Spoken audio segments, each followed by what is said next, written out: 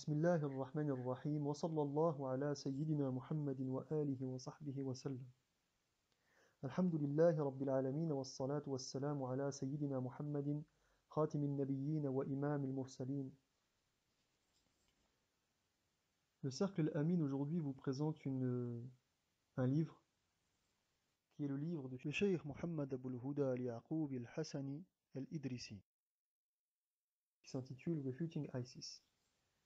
C'est un livre originellement en langue arabe, traduit en langue anglaise par la plume même du cheikh, qui est anglophone. Donc, vous connaissez le Cercle Amin pour ceux qui nous suivent. Pour ceux qui ne nous suivent pas, c'est un collectif qui a été créé en 2017 dans l'objectif de partager des éléments sur le monothéisme islamique, les religions comparées, la recherche interreligieuse, la recherche religieuse, la philosophie, la spiritualité comparée, et pour répondre aux thèses et aux adversaires du monothéisme et du monothéisme islamique.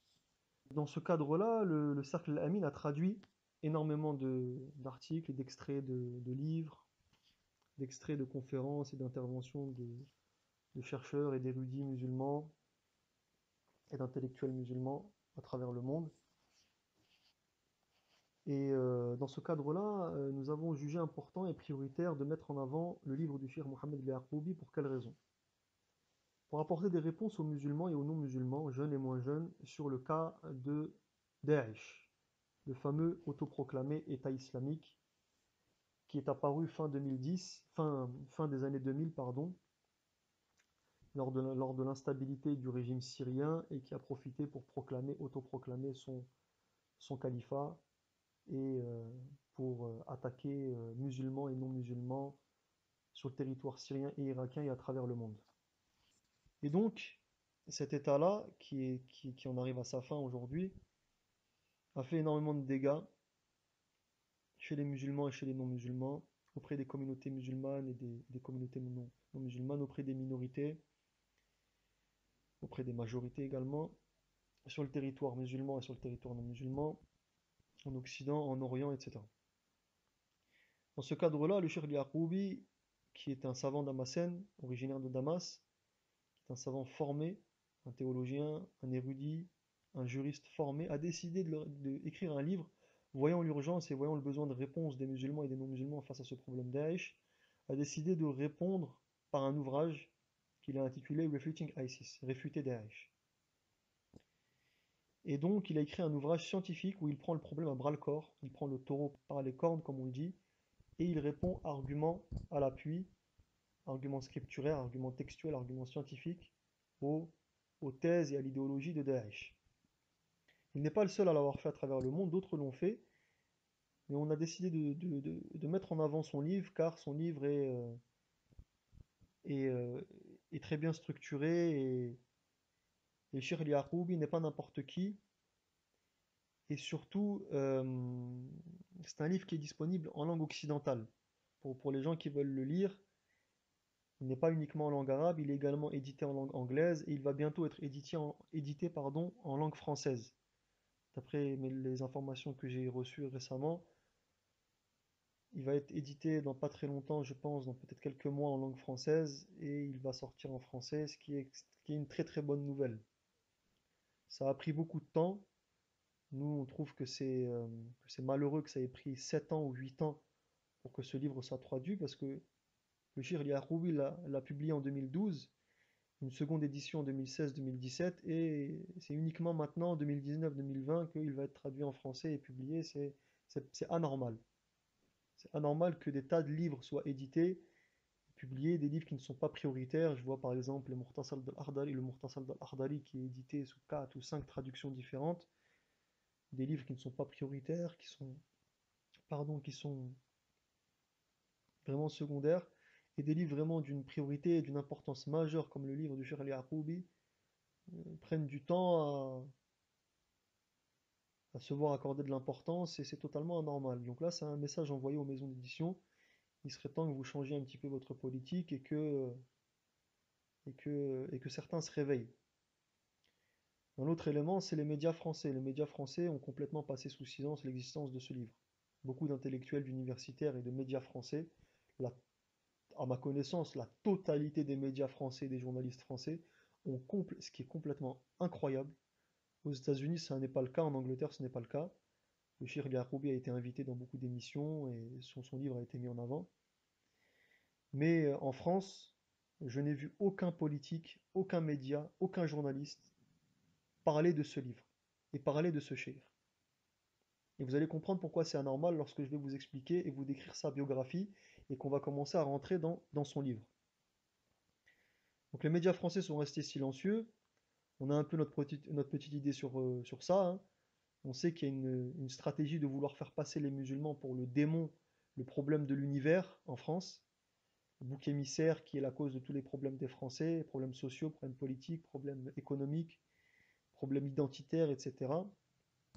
Et que plutôt que de se regarder dans un miroir, beaucoup ont jugé qu'il était mieux de trouver un bouc émissaire et de dévier les colères vers des impasses et vers des directions qui sont complètement incohérentes et illégitimes. Donc il y a une politique qui est une politique du silence vis-à-vis de ce genre de livres et vis-à-vis de ce genre d'érudits en France. Plutôt que de mettre des gens comme Yassine Bellatar face à Éric Zemmour, un ignorant face à un autre ignorant, plutôt que de mettre des ignorants face à Éric Zemmour, il aurait fallu mettre des gens comme le Cheikh El Yaroubi ou des étudiants en sciences ou des théologiens de haut niveau. Parce qu'Éric Zemmour profite justement du fait qu'on met face à lui des coiffeuses et des patrons de boîtes de nuit comme Monsieur Bellatar pour briller. Et ce qu'on appelle un combat truqué. Ça, c'est un petit message envoyé à Monsieur Zemmour. Lorsqu'on vous met, vous, face à Bellatar, ça s'appelle une blague, ça s'appelle pas un débat, ça s'appelle un cirque. C'est comme si on mettait Monsieur Tariq Ramadan, qui n'est pas un savant musulman, Monsieur Ramadan, c'est un prédicateur, c'est un universitaire, mais ce n'est absolument pas un savant musulman. D'ailleurs, lui prétend se référer à des gens plus érudits que lui et plus savants que lui dans le monde musulman, mais il n'est absolument pas un savant musulman. C'est comme si on mettait Monsieur Ramadan face à Monsieur Gad Elmaleh en débat. Ça ferait rire tout le monde. Bah là, on trouve normal de mettre Monsieur Zemmour face à Monsieur Bellatar, d'organiser ce genre de blague à la télévision pour orienter, c'est des combats truqués pour orienter l'opinion des gens. Donc Monsieur Zemmour, que le cercle El Amin nous avons rencontré, lorsqu'il a fait sa signature de livre à Saint-Michel, à la nouvelle librairie, comme nous voyons que M. Zemmour ne débattait jamais avec des gens de bon niveau, de haut niveau, des gens qui maîtrisent le sujet, les sujets qu'il aborde, surtout le sujet de l'islam, le sujet de Daesh, bah, on s'est dit, tiens, on va aller lui rendre visite. Et donc nous avons envoyé un de nos collaborateurs du collectif Al-Amin à la nouvelle librairie pour le rencontrer lors d'une de ses signatures de livres, et la personne en question lui a proposé un débat public. Donc M. Zemmour a essayé d'esquiver par tous les moyens en parlant de contacter sa secrétaire, et puis au final il a décliné le débat public, chose à laquelle on s'attendait. Vous savez que ça n'est pas la même chose de débattre contre des gens qui sont versés dans les sciences religieuses et dans les problématiques que vous abordez, et de débattre avec des patrons de boîte de nuit. C'est pas la même chose. Donc pour revenir au sujet, c'est des gens comme Shirley Aroubi et d'autres intellectuels et d'autres érudits qu'il aurait fallu ou qu'il faudrait mettre face à Zemmour ou qu'il faudrait inviter. Mais les médias français passent sous silence ou prennent soin de ne pas inviter. Et je pense que certains journalistes aussi ne font pas leur travail, sont assez feignants. D'autres journalistes ont un agenda ou travaillent pour des gens qui ont un agenda, comme dirait Noam Chomsky, parce qu'il a dit à ce fameux journaliste à la télévision, le journaliste lui a dit non, mais je suis intègre. Pourquoi vous dites que je ne suis pas intègre et que je ne pense pas tout ce que je dis? Et Noam Chomsky lui a répondu, non, je pense que vous pensez tout ce que vous dites. Ce que je pense également, c'est que si vous ne pensiez pas ça, vous ne seriez pas à la place où vous êtes aujourd'hui. Ce qui n'est pas la même chose. Donc beaucoup de journalistes, oui, pensent ce qu'ils disent. Mais s'ils ne pensaient pas ce qu'ils disent, ils ne seraient pas à la place où ils sont. Et les gens qui les emploient le savent très très bien, puisque c'est eux qui les emploient et c'est eux qui décident de la ligne éditoriale et la ligne à avoir. Donc voilà, donc un passage sous silence, extrêmement bizarre, des médias français quant à ce livre de Shirley Aroubi. En tout cas, nous, on va faire le travail de le mettre en avant en espérant que que ces vidéos vont être diffusées au maximum. Donc ça va être, Inch'Allah ta'ala, une série de vidéos dans lesquelles nous allons, pardon, décrire et analyser et décortiquer le livre de Allama al-Yaqoubi, paragraphe par paragraphe, page par page, chapitre par chapitre, jusqu'à arriver à la fin. C'est un livre qui est prioritaire, car c'est un livre qui répond, qui donne des réponses, et qui a été fait pour donner des réponses aux musulmans et aux non-musulmans sur le problème Daesh. Donc c'est un livre qui est extrêmement important, que le Cheikh Yaqoubi a écrit en pleine période où Daesh était à son apogée, en pleine puissance. Il a risqué sa vie pour ça. Vous imaginez bien que Daesh n'a pas apprécié l'affront. Et donc c'est un acte de bravoure du Cheikh Yaqoubi et c'est un acte scientifique extrêmement important. Puisque Cheikh Yaqoubi ne se contente pas d'invectiver Daesh, il leur répond de manière scientifique, argumentée. C'est un spécialiste des sources scripturaires, c'est un spécialiste des textes islamiques, c'est un spécialiste, un théologien de très très haut niveau. Il s'occupe de leur répondre sur le terrain scientifique, sur le terrain argumentaire, pour briser à la racine, pour briser à la base leur idéologie, leur stratégie et leur prédication et leur avancée. Il est important de diffuser cet ouvrage au maximum de gens possible. Que les intellectuels, que les responsables associatifs, que les responsables de collectifs, les universitaires au sein de la communauté musulmane ou non musulmans, que les journalistes, etc., diffusent ce livre aux masses, au maximum, et invitent le Cheikh Yaqoubi et les gens de son niveau et les gens de son, des gens comme lui pour intervenir dans les médias. Là, je m'adresse aux journalistes qui sont encore un minimum intègres. Donc nous, on va s'occuper, Inch'Allah, dans plusieurs vidéos on va faire une série peut-être de 15 à 20 ou 25 vidéos d'une demi-heure, une heure, où à chaque fois on va lire un chapitre ou un chapitre du livre jusqu'à ce qu'on termine le livre ensemble, Inch'Allah ta'ala. On va analyser les paragraphes les uns à la suite des autres en disant ce que dit le Cheikh Yaqoubi et en décortiquant et en analysant, en diffusant ses idées vraiment de manière minutieuse et en respectant sa parole, en essayant de ne pas trop commenter. On va essayer de ne pas trop commenter, même de ne pas commenter du tout, pour que vraiment vous ayez la parole et les idées claires, pures du Cheikh Yaqoubi, sans parasitage et sans commentaires inutiles ou sans commentaires superflus. Inch'Allah ta'ala, on espère que cet acte va servir à tout le monde et que vraiment, vraiment les gens vont le diffuser. Donc l'ouvrage du Cheikh Yaqoubi, là c'est donc la première vidéo. On va présenter le livre, le Cheikh Yaqoubi, le plan du livre, et on va sûrement rentrer dans la première partie qui est la première préface. Comme je vous l'ai dit, il y a 2 éditions, donc on va faire la première préface. La prochaine fois, on rentrera dans la deuxième préface, la préface de la 2e édition et l'introduction. Et ensuite, on rentrera dans le vif du livre, le vif du sujet. Le livre s'intitule Refuting ISIS. Il a été publié une première fois en 2012 et une deuxième édition en 2016-2017.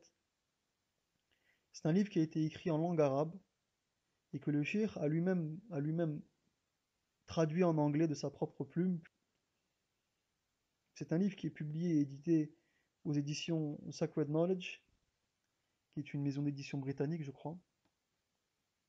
Donc le cheikh l'a écrit à l'époque où Daesh était à son apogée, à sa pleine puissance, pour répondre à ces gens-là et pour essayer de limiter au maximum la casse, de briser l'idéologie de Daesh et pour apporter des réponses aux musulmans, aux non-musulmans, pour éviter que des gens tombent dans le piège de Daesh, que ce soit en les rejoignant ou que des musulmans ou des non-musulmans tombent dans le piège idéologique ou le piège scientifique qui consiste à croire que Daesh c'est l'islam et que l'islam c'est Daesh.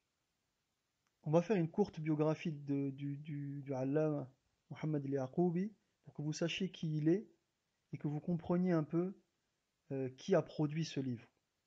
Pour que vous compreniez quel genre de personne a produit ce livre, que là on n'est pas en présence des pseudo-savants, des pseudo-intellectuels qu'on voit à la télévision française, que ce soit les intellectuels prétendus représentants des musulmans, ou les adversaires de l'islam.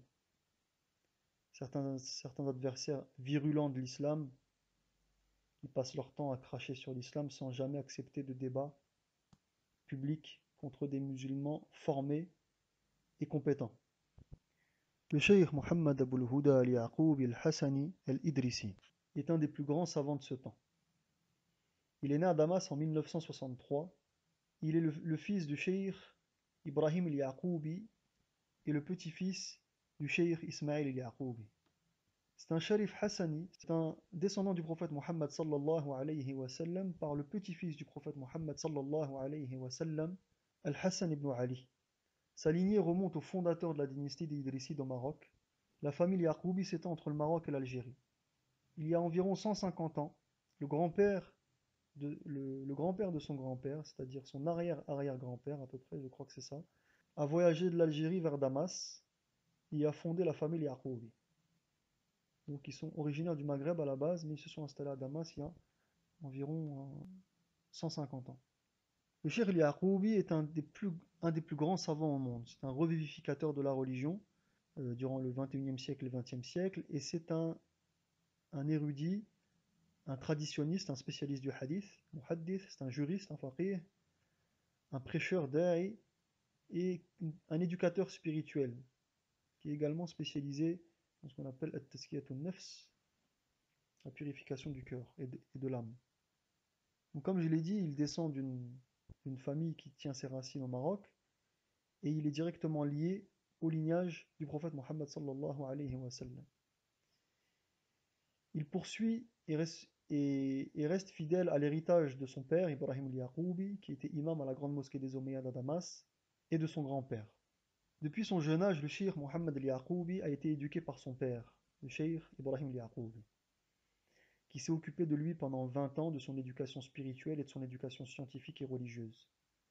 Il a étudié avec son père plus de 500 livres dans les sciences du Coran, du hadith, du fiqh, de la jurisprudence, donc de la logique, et dans beaucoup d'autres sciences. Son père lui a donné une complète autorité dans la narration du hadith pour enseigner et pour faire la fatwa. Il a reçu également d'autres diplômes de beaucoup de grands savants syriens et de savants à travers le monde comme le mufti Abul Yusr à Abidine et le cheikh Makki al-Kittani. Le cheikh est polyglotte, il parle plusieurs langues, l'arabe, l'anglais, le suédois, un peu le français, et il a formé des centaines de savants, d'imams, de prêcheurs à travers le monde et en Syrie. Il est l'auteur d'un grand nombre de livres, en arabe, en anglais, et de poèmes en arabe et en anglais. Donc c'est également un poète. Il a voyagé à travers le monde, il a beaucoup voyagé, il a fait des conférences, des cours, des formations intensives en Finlande, en Afrique du Sud, en Indonésie, donc il a formé beaucoup de monde, et en Amérique du Nord, aux États-Unis et en Angleterre. Parmi les sciences dans lesquelles il s'est formé, la science du hadith à travers les Kutub al-Sitta, le Muwatta de l'imam Malik, après Yahya al-Laythi, Muhammad ibn Hassan al-Shaybani. Dans le domaine du dogme, il a fait les commentaires de la fameuse Jawharat al-Tawhid de l'imam al-Laqani, commentaire de Tuhfat al-Murid de l'imam al-Bajouri, la Hashia de l'imam al-Dasuqi, Usul al-Din de l'imam al-Baghdadi, le Muwafaqat de l'imam al-Shatibi dans l'Usul. Il s'est également formé dans le droit musulman hanafite, c'est-à-dire le droit musulman fondé sur les fondements de l'imam Abu Hanifa, qui était très très présent dans le sous-continent indien, en Inde, au Pakistan, en Turquie. Également le droit musulman, la jurisprudence malikite, le droit musulman malikite qui est fondé sur les fondements donc, de l'imam Malik, qui est très présent en Afrique, en Afrique du Nord et en Afrique noire. La logique également, la matière qu'on appelle le mantiq, la logique. Il s'est formé par exemple avec à travers les ouvrages de l'imam Zakaria al-Ansari, de l'imam Abu Hamid al-Ghazali, les très célèbres al-Ansari et al-Ghazali. Également en grammaire, en rhétorique, en linguistique, en littérature, en étymologie, en adab et dans d'autres sciences comme l'ilm al-miqat, etc.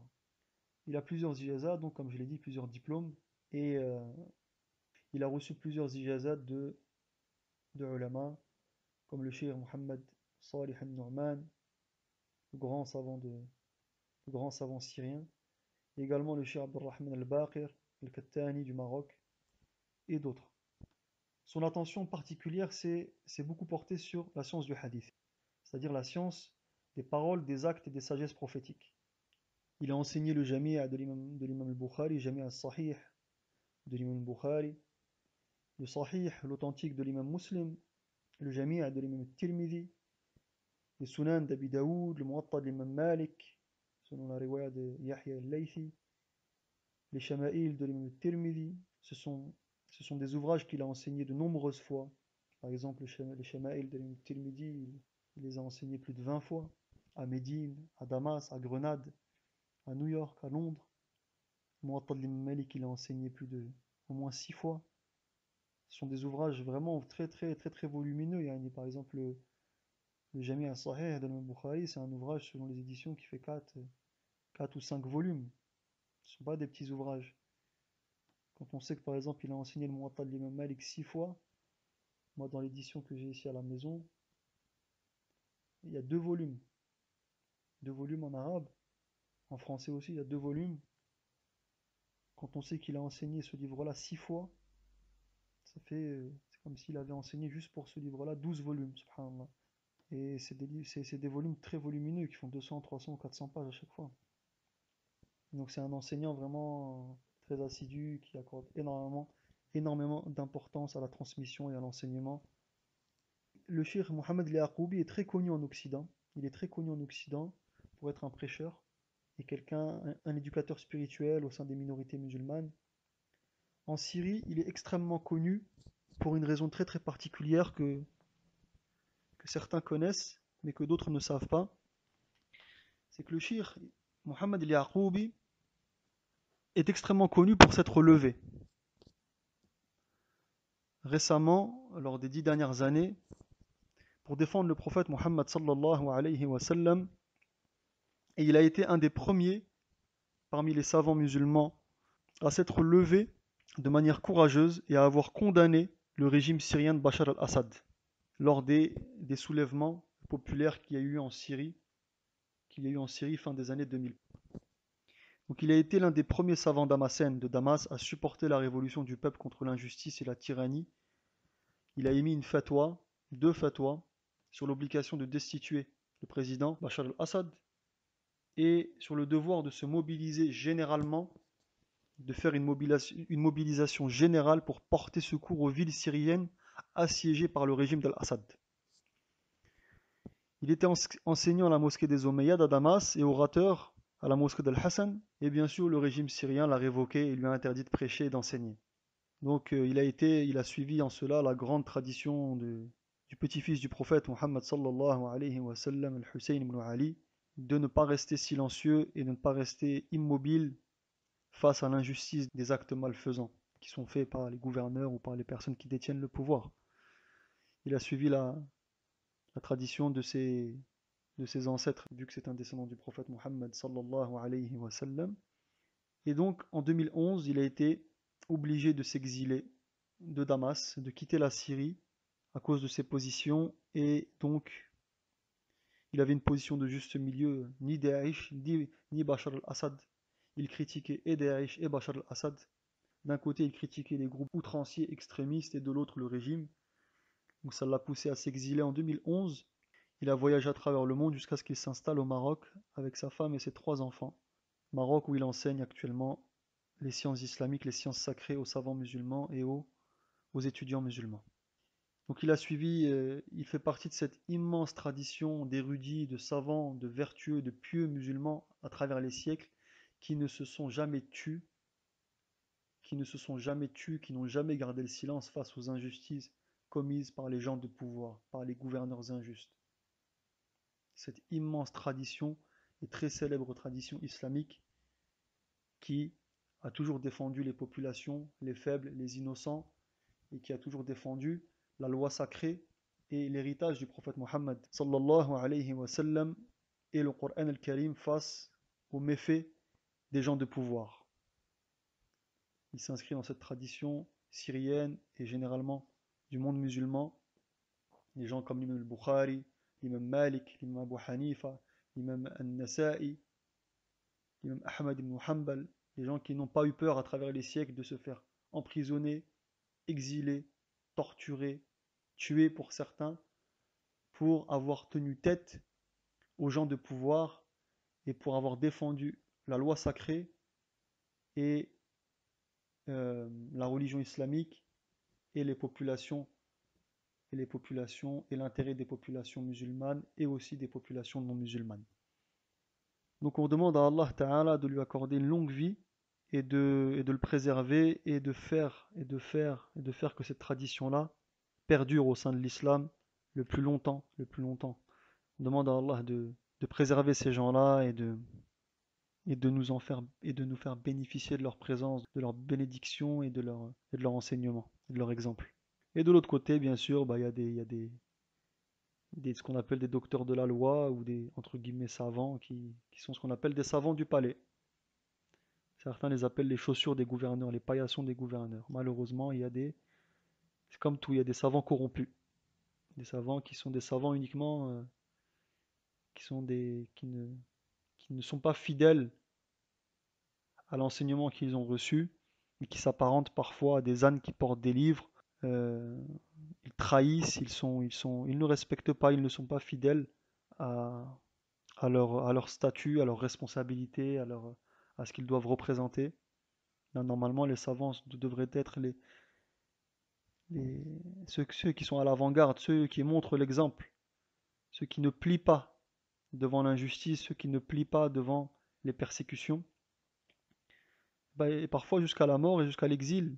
L'exil, c'est ce qu'a subi le cheikh Mohamed Yaqoubi pour ses positions, pour avoir critiqué Daesh et le régime syrien, et pour avoir essayé d'adopter et de tenir une position de juste milieu. Mais l'exil, c'est quelque chose de connu. Le prophète Mohammed sallallahu alayhi wa sallam a été le premier à s'exiler avec ses compagnons lorsqu'il a quitté la Mecque, lorsqu'il était persécuté à la Mecque pendant 13 années. Il a été obligé de quitter la Mecque pour rejoindre Médine avec ses compagnons parce que sa tête était mise à prix, comme le rapporte le Sahih de l'imam al-Bukhari. Sa tête était mise à prix par les polythéistes, les païens de la Mecque qui voulaient le tuer. Donc l'exil, toutes ces choses-là, c'est des choses qui sont connues. Les prophètes sont passés par des sacrifices successifs. Les héritiers du prophète passent par des sacrifices successifs. Et c'est le sort de tous les gens qui restent accrochés à Allah Ta'ala et à la vérité et à la justice. On va rentrer maintenant, Inch'Allah Ta'ala, dans le livre, directement dans le livre, après une assez longue introduction. J'ai essayé de faire le plus court possible, 30 minutes, ça va. Donc maintenant, Inch'Allah Ta'ala, on va rentrer dans le livre et donc on va essayer petit à petit, jour après jour, semaine après semaine, de continuer ce livre et de le terminer. Comme je vous l'ai dit, on va essayer de respecter les droits d'auteur au maximum, en ne lisant pas le livre, mais en essayant de l'analyser, de le décortiquer, paragraphe par paragraphe, et page par page et chapitre par chapitre, jusqu'à la fin. Donc il y a une première préface, la préface à la seconde édition, la préface à la première édition, une introduction, chapitre 1, qui s'intitule Prouver que ISIS, donc ISIS c'est Daesh, en anglais c'est ISIS, en français c'est Daesh, prouver que ISIS, que les suiveurs de ISIS sont des Khawarij, des égarés, des renégats. Le chapitre 2 s'intitule Barbarisme et atrocité. Le chapitre 3 s'intitule Dans les mots de Daesh. Le shir va commencer à rentrer dans l'idéologie et la rhétorique de Daesh. Le chapitre 4 s'intitule L'excommunication des masses musulmanes par Daesh. Comment Daesh excommunie et considère non musulmans les masses musulmanes.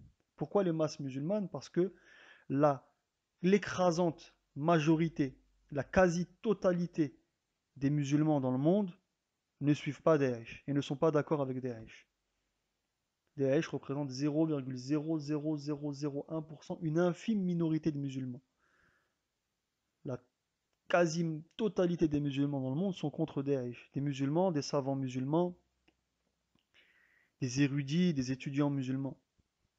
Et on essaie de vous faire croire le contraire. Surtout les médias occidentaux, surtout en France, essaient de faire croire aux gens que c'est le contraire. Que Daesh représente l'islam. Or, on voit très bien que les universités islamiques dans le monde, les savants musulmans comme Cheikh Yaqoubi, les musulmans de manière générale n'accordent aucun crédit à Daesh. Et que Daesh est combattu même sur le terrain militaire, directement en Syrie, en Irak. les premiers à avoir combattu Daesh sur le terrain militaire en Syrie et en Irak, ce sont des musulmans qui se sont organisés en milices pour les combattre. Parce qu'ils considéraient que Daesh était outrancier, que Daesh était extrémiste, que Daesh allait trop loin, ne respectait pas la loi sacrée.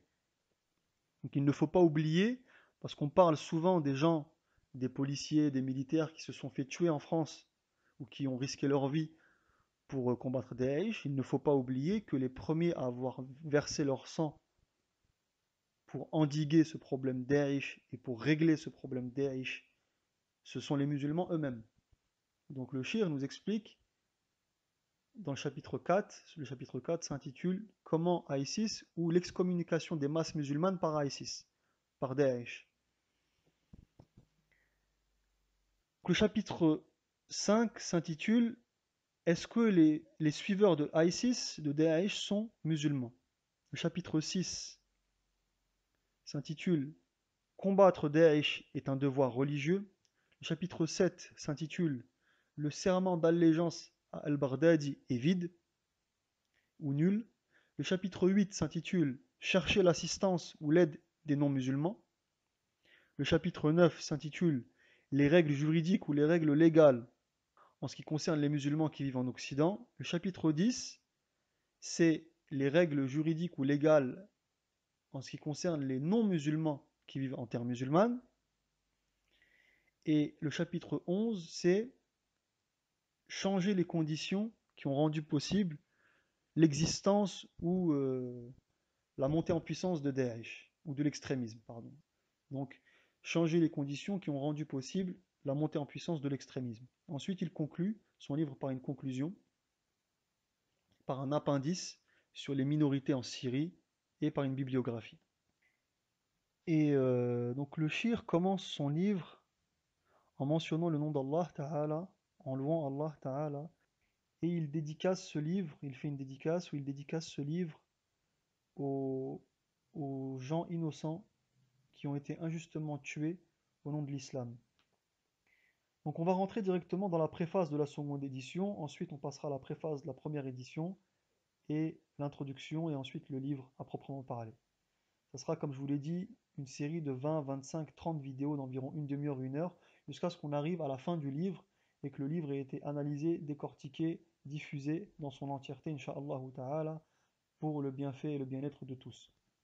Donc le Cheikh Ya'qoubi nous dit que dans les 5 mois qui ont succédé à la publication de son livre, il a reçu beaucoup de mails et de messages pour le remercier et faire des prières pour lui.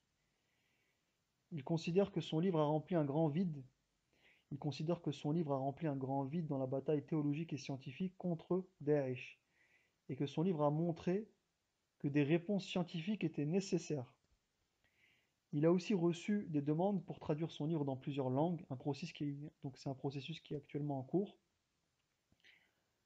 La première édition de son livre a été très bien reçue. Plus de 45 000 copies ont été distribuées à travers le monde, et beaucoup de musulmans, de jeunes musulmans surtout confus, ça les a convaincus que la route, le chemin de Daesh menait à la destruction dans cette vie ici-bas et dans l'au-delà. Ils allaient s'attirer des ennuis, des graves péchés et avoir des problèmes avec Dieu lors du jugement dernier à cause de ça. Donc il y a beaucoup de jeunes qui ont été convaincus par le livre de Cheikh Ya'qoubi et qui les a fait changer d'avis et qui les a déradicalisés, on va dire. Des milliers de copies de ce livre ont déjà été vendues en Angleterre et aux États-Unis. Et le Shir dit qu'il a participé personnellement à plusieurs événements faisant la promotion des messages du livre et du livre auprès des communautés musulmanes et des politiques. Le Shir nous explique que voyant cet engouement pour son livre, il a senti le besoin d'une seconde édition pour étancher la soif des gens qui avaient besoin de plus de détails. Donc dans son livre, il a réécrit plusieurs sections. Dans la nouvelle édition, il a réécrit plusieurs sections.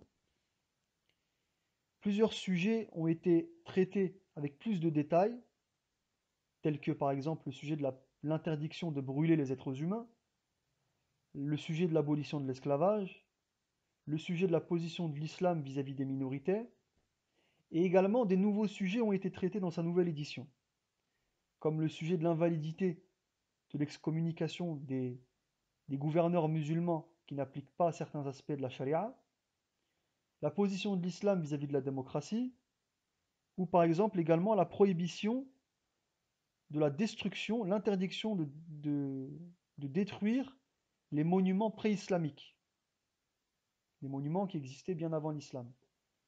Donc là, ça concerne surtout les historiens, les archéologues, et je pense que c'est surtout les sites de Palmyre et tout dont il est question.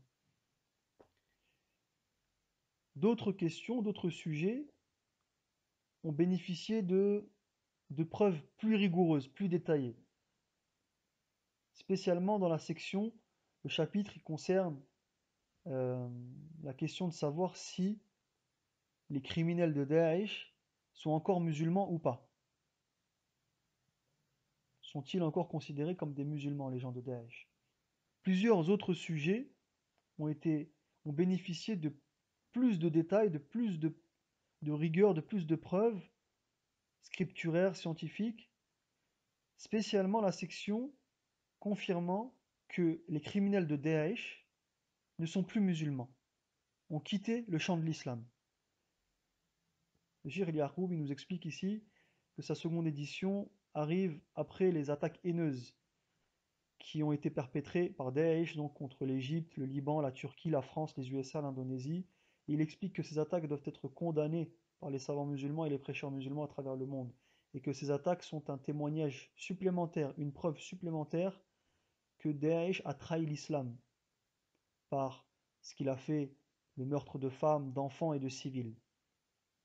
Et que le Daesh a trahi l'islam, a trahi le Coran et a trahi le prophète Mohammed sallallahu alayhi wa sallam. Dans l'appendice, il y aura une interview du Cheikh Yaqoubi qu'il a donnée à la chaîne Al Jazeera, dans laquelle il répond au leader de Jabhat al-Nusra, al-Julani. Jabhat al-Nusra qui est une section d'Al-Qaïda en Syrie, du groupe Al-Qaïda en Syrie, dirigé par leur leader Al-Julani. Donc c'est dans l'appendice, c'est son interview auprès d'Al Jazeera où il répond à Al-Julani sur la question des, des, des positions d'Al-Julani vis-à-vis des minorités.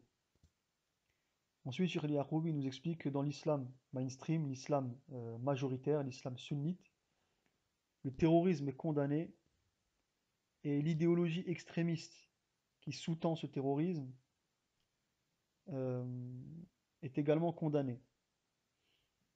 Et peu importe la forme dans laquelle il apparaît, à travers laquelle il apparaît, que ce soit Daesh ou Al-Qaïda, cela est condamné. Il dit que ce sont deux mêmes idéologies et que leurs différences sont uniquement au niveau du leadership et des priorités. Les différences entre Al-Qaïda et ISIS sont uniquement au niveau du leadership et des priorités et qu'en réalité c'est les mêmes idéologies. Et le Shir explique que c'est dans son espoir qu'il espère que son livre contribuera à provoquer la défaite de Daesh, une défaite qui a déjà commencé.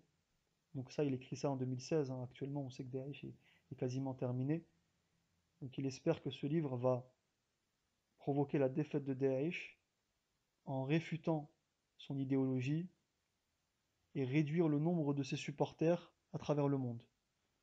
Il espère également que les lecteurs de ce livre trouveront cette seconde édition euh, beaucoup mieux sourcée, avec beaucoup plus de ressources, et que ce sera une édition qui sera un guide très sourcé et très bien argumenté pour revivifier les véritables, les authentiques enseignements de l'islam majoritaire sunnite euh, en ce qui concerne l'idéologie de ISIS, de Daesh et de ses crimes. Donc pour le reformuler, en fait, il espère que les lecteurs vont trouver un guide vraiment important pour revivifier les enseignements authentiques de l'islam majoritaire au regard de l'idéologie de Daesh et de ses crimes. Pour cette vidéo-là, on va s'arrêter là, Inch'Allah ta'ala. Donc on a expliqué le livre, on a donné le titre du livre, on a expliqué la biographie du Cheikh Mohammed Yaqoubi, on a expliqué le contexte du livre, le contexte francophone et le contexte dans le monde. on est rentré dans le plan du livre et on a détaillé le plan du livre, on a décrit le plan du livre, pardon, et on est rentré dans la préface à la seconde édition. Dans la prochaine vidéo qui viendra, on va rentrer dans la préface à la seconde édition et dans l'introduction du livre, Inch'Allah ta'ala. Et dans les vidéos suivantes, on rentrera dans les chapitres du livre. Que Dieu vous bénisse. J'espère que cela sera bénéfique pour nous tous. Diffusez ça au maximum aux gens, aux jeunes générations, aux moins jeunes générations, musulmans, non musulmans, et Inch'Allah ta'ala, ça sera bénéfique pour tout le monde.